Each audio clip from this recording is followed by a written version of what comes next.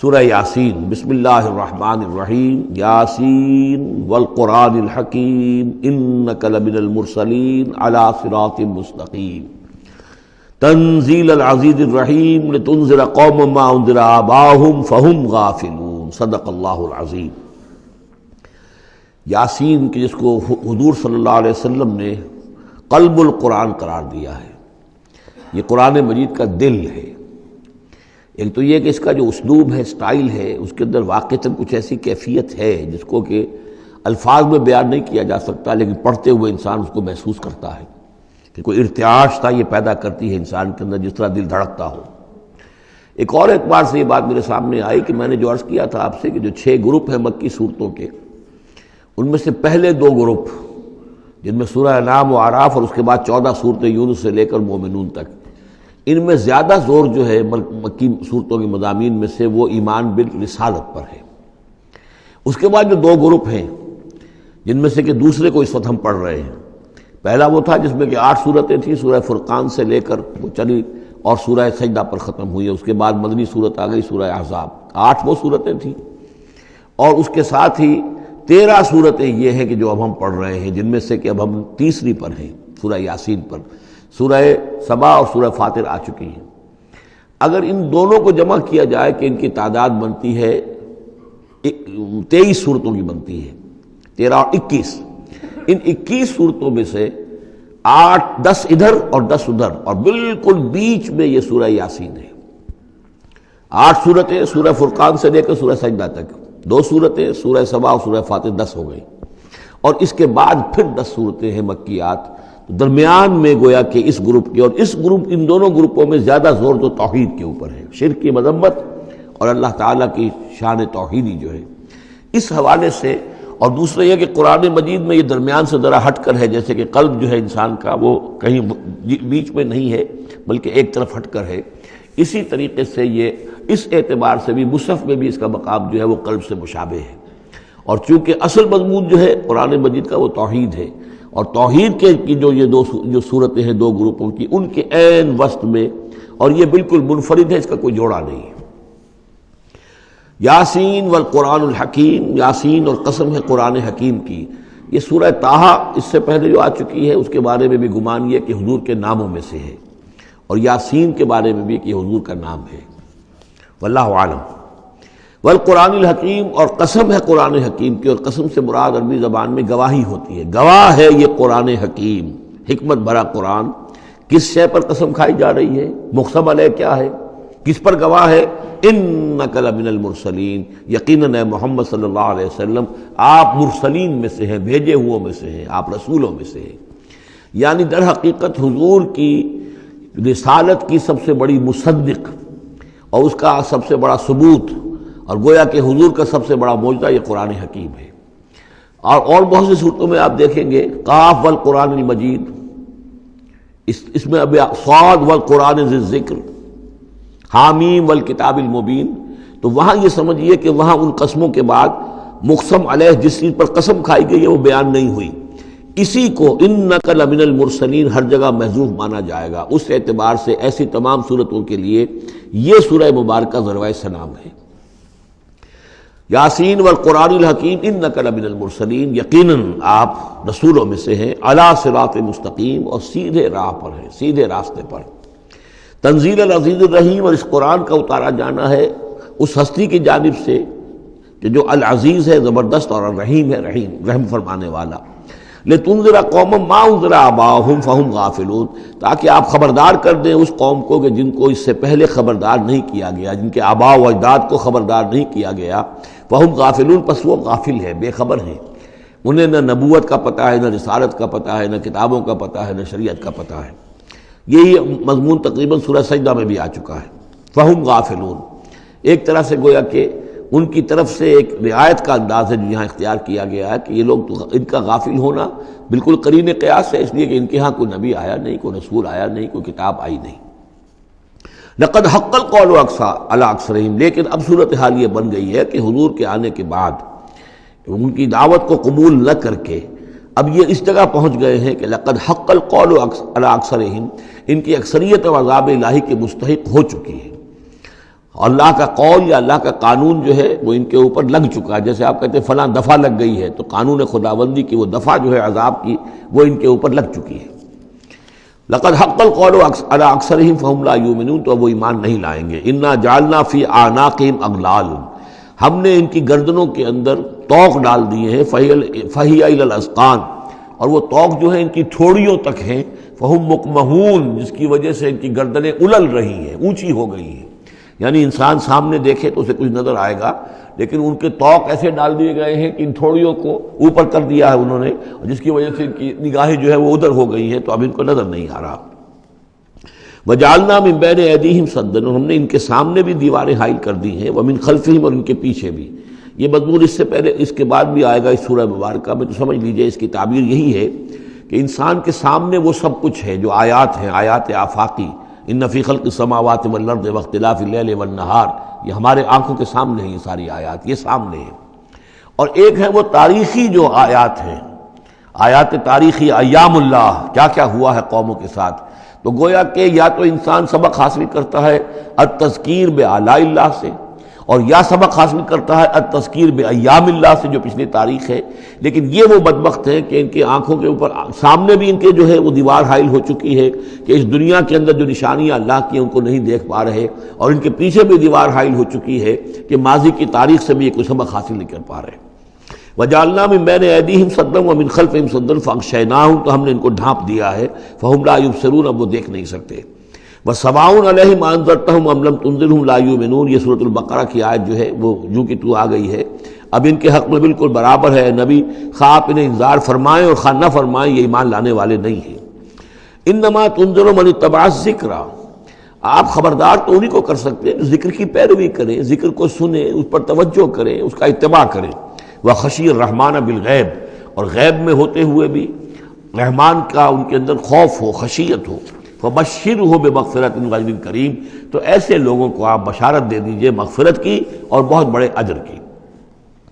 اِنَّا نَحْنُ نُحْيِي الْمَوْتَىٰ وَنَكْتُبُ مَا قَدَّمُوا وَآثَارَهُم، یقیناً ہم ہی ہیں کہ جو زندہ کریں گے مردوں کو. اِنَّا نَحْنُ نُحْيِي الْمَوْتَىٰ وَنَكْتُبُ، اور ہم لکھ رہے ہیں مَا قَدَّمُوا، جو کچھ کہ انہوں نے آگے بھیجا. یعنی انسان مرنے سے پہلے اپنی زندگی میں جو اعمال بھیج رہا ہے، جو اس کے اعمال نامے میں درج ہو رہے ہیں، جو کریڈٹ اور ڈیبٹ ہو رہا ہے. وآثارہم، اور اپنے پیچھے جو وہ اثرات چھوڑ گئے ہیں. کسی نے کوئی کسی نیک کام کا آغاز کیا ہے تو اب ظاہر بات ہے اس کے بعد اس کام کا تسلسل ہے، تو اس کام کا اجر و ثواب اس کے حساب میں لکھا جاتا رہے گا جب تک کہ وہ نیک کام دنیا میں جاری رہے گا. اسی طرح کسی نے کسی بے حیائی کے کام کا آغاز کیا ہے، کسی نے کوئی اور اسی طرح کی شرارت جو ہے وہ شروع کی ہے، تو جہاں تک یہ شرارت دنیا میں رہے گی، اس کے اثرات جہاں تک پہنچیں گے تو اس کے حساب میں جو ہے اس کا جرم جو ہے اس کے ہاں بھی لکھا جاتا رہے گا. تو نکتب ما قدموا وآثارہم، ہم لکھ رہے ہیں جو کچھ انہوں نے آگے بھیج دیا ہے وہ بھی، اور جو ان کے آثار ہیں جو یہ پیچھے چھوڑ کر آئیں گے اثرات اپنے اعمال کے، چاہے وہ اعمال بد ہیں یا نیک، ہم لکھ رہے ہیں. وَكُلَّ شَيْءٍ أَحْصَيْنَاهُ فِي إِمَامٍ مُبِينٍ، اور ہم نے ہر چیز کو احاطہ کیا ہوا ہے پوری طریقے سے ایک ایسی کتاب میں جو کھلی ہوئی کتاب ہے. امام مبین، وہی جو ام الکتاب بھی جسے کہا گیا ہے بار بار، یہ اللہ تعالیٰ کا علم قدیم ہے. وَاضْرِبْ لَهُم مَثَلًا أَصْحَابَ الْقَرْيَةِ، اور ان کے سامنے مثال ایک بیان کیجئے ایک بستی والوں کی. اِذْ جَاءَ الْمُرْسَلُونَ، جب کہ ان کے پاس رسول آئے. اِذْ أَرْسَلْنَا إِلَيْهِمُ اثْنَيْنِ، جب کہ ہم نے پہلے بھیجے ان کی طرف دو رسول. اب اس کے بارے میں بہت سی آراء ہیں. ایک عام خیال یہ ہے کہ اصل میں یہاں رسول سے مراد اللہ کے نبی نہیں، اللہ کے رسول نہیں، بلکہ کسی اللہ کے رسول ہیں. یعنی یہ کہ اللہ تعالیٰ نے کسی رسول کو بھیجا، اس رسول نے پھر اپنے شاگردوں کو، اپنے حواریین کو، زیادہ خیال حضرت مسیح کے حواریین کے بارے میں ہے کہ انہوں نے جب جا کر ان میں سے دو حضرات نے انطاکیہ میں تبلیغ کی تھی. اینٹیوک، انطاکیہ جو شہر ہے، جو کہ یہ سمجھیے کہ شام اور ترکی کے تقریباً سرحد پر ہے، تو انطاکیہ میں جو معاملہ ہوا، یہ ماجرا ہوا، یہ خیال ہے. لیکن یہ بھی ہو سکتا ہے کہ اللہ ہی کے براہ راست نبی ہوں، اس لیے کہ رسول کے رسول یہ لفظ جو ہے بعض احادیث میں آئے ہیں. حضور نے جب مدینہ تشریف لائے تھے آپ صلح حدیبیہ کے بعد، تو وہاں چونکہ آپ نے بیعت لی تھی مسلمانوں سے، بیعت جو صحابہ کرام نے کی تھی بیعت رضوان، تو مدینے آ کر پھر آپ نے خواتین سے بھی بیعت لی. اس کے لیے حضرت عمر کو بھیجا کہ جاؤ تم میری طرف سے، میری جانب سے تم بیعت لے لو. تو وہ جب گئے ہیں خواتین کے مجمع میں تو انہوں نے جو الفاظ کہے وہ یہ کہ انا رسول اللہ، میں اللہ کے رسول کا رسول ہوں. اللہ نے رسول کو بھیجا محمد کو صلی اللہ علیہ وسلم، اور محمد نے بھیجا ہے مجھے آپ کے پاس. اسی طریقے سے حضرت سعد بن ابی وقاص کا جو قول تھا، جو ایرانیوں سے انہوں نے کہا تھا انا قد ارسلنا، ہم بھیجے گئے ہیں، اللہ نے بھیجا اپنے رسول کو محمد کو اور انہوں نے بھیجا ہے ہمیں. تو یہ امکان تو موجود ہے لیکن یقین سے ہم نہیں کہہ سکتے. بہرحال ان کے پاس پہلے کوئی دو رسول بھی ہو سکتے ہیں، جیسے کہ حضرت موسیٰ کے ساتھ حضرت ہارون بھی تھے. فکذبوہما، تو انہوں نے دونوں کو جھٹلا دیا. فعززنا بثالث، تو ہم نے ان دو کو مزید قوت دی ایک تیسرے سے، ایک تیسرا اور رسول بنا کر ہم نے بھیج دیا. فقالوا انا الیکم مرسلون، انہوں نے کہا ان لوگوں سے، اس بستی والوں سے، کہ ہم تمہاری طرف بھیجے گئے ہیں اللہ کی طرف سے. قالوا ما انتم الا بشر مثلنا، انہوں نے کہا کہ تم نہیں ہو مگر ہم جیسے انسان. وما انزل الرحمن من شیء، اور رحمان نے کوئی شے نہیں اتاری ہے. ان انتم الا تکذبون، یہ تم سب جھوٹ بول رہے ہو، تم نے جھوٹ گھڑ لیا ہے. قالوا ربنا یعلم انا الیکم لمرسلون، اور ظاہر بات ہے کہ کوئی اور دلیل تو وہ نہیں دے سکتے. انہوں نے اپنے اس یقین کا، اذعان کا پھر دوبارہ اظہار کیا. ان کا نہیں، ہمارا رب جانتا ہے کہ ہم تمہاری طرف اس کی جانب سے بھیجے ہوئے ہیں. وما علینا الا البلاغ المبین، ساتھ یہ بھی جان لو کہ ہماری کوئی اور ذمہ داری نہیں ہے سوائے اس کے کہ اللہ کا پیغام تم تک صاف صاف پہنچا دیں. قالوا انا تطیرنا بکم، ان کا کہ ہمیں تو آپ کی نحوست سے کچھ اندیشہ ہے کہ آپ لوگ جو ہے آپ کی وجہ سے ہم پر کوئی نحوست نہ آ جائے، کوئی اللہ کی پکڑ نہ آ جائے. انا تطیرنا بکم لئن لم تنتہوا، اگر تم لوگ باز نہ آئے جو بھی تم دعوت دے رہے ہو، لنرجمنکم، تو ہم تمہیں سنسار کر دیں گے. ولیمسنکم منا عذاب علیم، اور یا یہ کہ کوئی اور عذاب علیم تمہیں پہنچے گا ہماری جانب سے. قالوا طائرکم معکم، ان کا تمہاری نحوست تو تمہارے اپنے ساتھ ہے. این ذکرتم، تم یہ بات کہہ رہے ہو کہ تمہیں ہم نصیحت کر رہے ہیں، تمہیں نصیحت کی گئی ہے، یاد دہانی کرائی جا رہی ہے، تمہاری اپنے قلوب کے اندر یہ حقائق موجود ہیں، ذرا کبھی دیکھو. وفی انفسکم افلا تبصرون، ہم تو صرف یاد دہانی کرانے کے لیے آئے ہیں. این ذکرتم بل انتم قوم مسرفون، لیکن یہ کہ تم لوگ جو ہو بہت ہی حد سے بڑھ جانے والے ہو. وجاء من اقصى المدینة رجل یسعى، اب اس بستی کے لوگوں میں سے ایک شخص آیا دوڑتا ہوا، اور بستی کے پرلے سرے سے. قال یا قوم اتبعوا المرسلین، تو انہوں نے کہا، اس شخص نے آ کر کہا، میری قوم کے لوگوں، ان رسولوں کی بات کا اتباع کرو، ان کی پیروی کرو، ان کو مانو، ان کی تصدیق کرو. اتبعوا من لا یسألکم اجرا، دیکھو انہوں نے تم سے کوئی اجرت نہیں مانگی، تم سے کوئی اور کسی شے کا تقاضا نہیں کیا. پیروی کرو ان کی جو تم سے کسی اجر یا اجرت کے طالب نہیں. وہم مہتدون، اور دیکھو ان کی سیرتیں، دیکھو ان کے کردار، دیکھو یہ لوگ جو ہے ہدایت یافتہ ہیں، ان کی شخصیتیں، ان کی سیرتیں. وَمَا لِيَ لَا أَعْبُدُ الَّذِي فَطَرَنِي، اور اس شخص نے، یہ بستی والوں میں سے وہ شخص ہے، انہوں نے کہا مجھے کیا سبب ہو سکتا ہے کہ میں نہ بندگی کروں اس ہستی کی جس نے مجھے پیدا کیا ہے. یہی تو دعوت لے کر آئے ہیں کہ خدا واحد کی بندگی کروں، تو کیا رکاوٹ ہے؟ ما لیا، کیا سبب ہو سکتا ہے لاحق مجھے کہ میں نہ پوجوں اور نہ پرستش کروں اس کی کہ جس نے مجھے پیدا کیا. وَإِلَيْهِ تُرْجَعُونَ، اور اسی کی طرف تمہیں لوٹا دیا جائے گا. أَتَّخِذُ مِن دُونِهِ آلِهَةً، کیا میں اس کے سوا کچھ معبودوں کو مانوں، کچھ گاڈز اینڈ گاڈیسز کا اقرار کروں. ان یریدن الرحمن بضر لا تغن عنی شفاعتهم شیئا، اگر رحمان میرے بارے میں کوئی فیصلہ کر لے، مجھے کوئی ضرر پہنچانے کا، نقصان پہنچانے کا، تو ان کی سفارش مجھے کچھ نہیں بچا سکتی اللہ کی اس پکڑ سے، اور اللہ کی طرف سے اللہ کی جو بھی فیصلہ ہو جائے گا اس سے. ولا ينقذون، نہ وہ مجھے چھڑا سکیں گے. انی اذا لفی ضلال مبین، تو ایسی عاجز ہستیوں کو میں خدائی میں شریک کر دوں اور ان کو بھی میں مان لوں تو میں تو اس وقت بہت ہی بھٹکے ہوئے لوگوں میں سے ہو جاؤں گا. تو یہ بات جب انہوں نے کہی، انی آمنت بربکم فاسمعون، دیکھو سن لو، میں تو ایمان لایا تمہارے رب پر، یعنی جن کی طرف بلانے کے لیے یہ تینوں رسول اللہ نے بھیجے ہیں، یہ اللہ کے رسول کی طرف سے جو تین پیغامبر ایلچی آئے ہیں توحید کی دعوت دینے کے لیے، تم مانو نہ مانو سن لو، میں ایمان لایا. انی آمنت بربکم فاسمعون. اس سے معلوم ہوتا ہے کہ اتنا غصہ چڑھا. رسول تو باہر سے آئے تھے، ان پر تو اتنی زیادہ ان کو کوئی بہت زیادہ جو ہے غصہ نہیں آیا تھا. یہ اپنے میں سے جب ایک آدمی جب اس نے تصدیق کی ہے تو ان کا غصہ جو ہے وہ ایسا ہوا کہ وہ اس کو ضبط نہیں کر سکے. قیل ادخل الجنہ، یعنی انہوں نے فوراً اسے قتل کر دیا.